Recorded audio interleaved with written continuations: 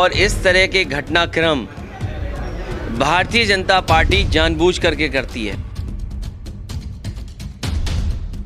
आने वाले समय में भी आजमगढ़ की जनता समाजवादियों के साथ ही रहेगी। यूपी के आजमगढ़ जिले में सपा मुखिया और नेता प्रतिपक्ष अखिलेश यादव ने ज्ञानवापी मस्जिद को लेकर बड़ा बयान दिया। उन्होंने कहा कि ज्ञानवापी बहुत पुरानी मस्जिद रही है, बीजेपी जानबूझकर माहौल खराब कर रही है। महंगाई, गरीबी और बढ़ते पेट्रोल डीजल के दामों से ध्यान भटकाने के लिए बीजेपी जानबूझकर इस तरह का माहौल बना रही है, जो कि देश प्रदेश के हित में नहीं है। उन्होंने कहा कि भाजपा हिंदू मुस्लिम के बीच नफरत फैला रही है ताकि बुनियादी मुद्दों पर चर्चा न हो। इस दौरान अखिलेश यादव योगी सरकार पर जमकर गरजे। ज्ञानवापी मस्जिद का और इस तरह के घटनाक्रम भारतीय जनता पार्टी जानबूझ करके करती है, या भारतीय जनता पार्टी खुद होती है या उसके हिडन या इंडिविजुअल मित्र होते उनके साथ, वो अपने अदृश्य मित्रों को भी आगे करती है।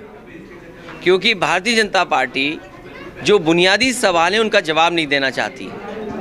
डीजल पेट्रोल महंगा है, आपका आटा महंगा हो गया, चीनी महंगी है, दाल महंगी है, अगर आप घर बनाना चाहेंगे सरिया महंगी, सीमेंट महंगा। सपा अध्यक्ष अखिलेश यादव ने योगी सरकार पर तंज कसते हुए कहा कि प्रदेश में बुलडोजर चल रहा है, लेकिन जिस अस्पताल का सीएम योगी आदित्यनाथ ने उद्घाटन किया वो भी अवैध है।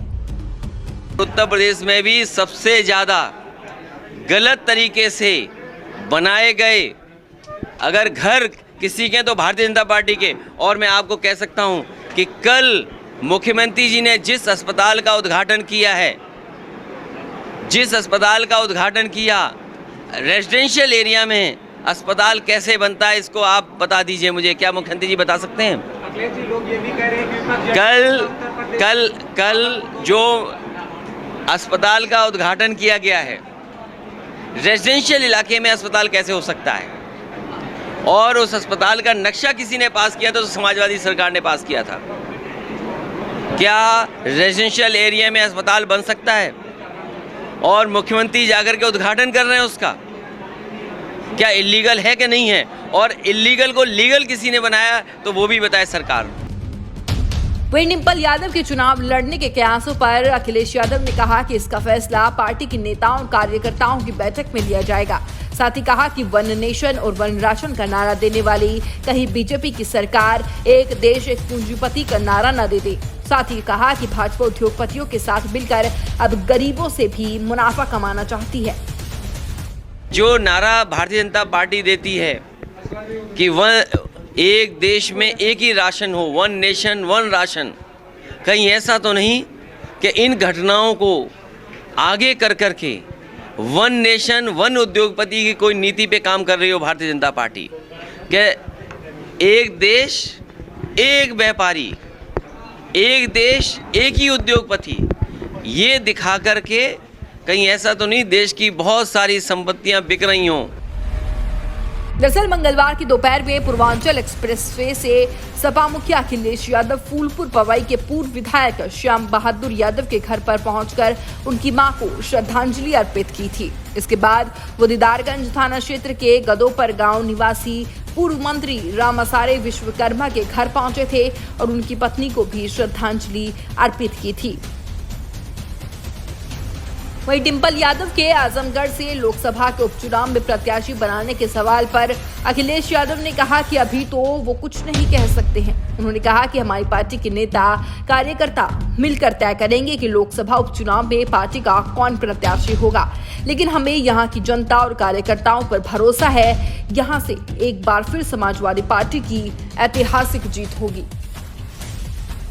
पूर्व विधायक श्याम बहादुर, उनकी माताजी के निधन के बाद उनके घर में कार्यक्रम था, उसमें शामिल होने आया था। उसके बाद मुझे कई अपने समाजवादी साथियों से मिलने का मौका मिला। आज मैं जहां यहाँ पे हूँ आमिर, इनके घर भी आने का मौका मिला मुझे। आजमगढ़ समाजवादियों का और यहाँ की जनता के बीच का हमेशा एक मजबूत संबंध रहा है और आजमगढ़ की जनता ने मुझे भी चुन करके भेजा।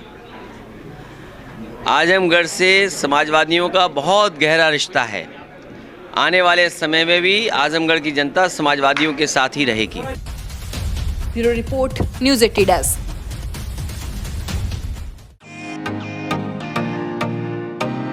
फेसबुक और यूट्यूब के बाद अब आपका पसंदीदा चैनल न्यूज़ 80 डेली हंट पर भी फॉलो करें।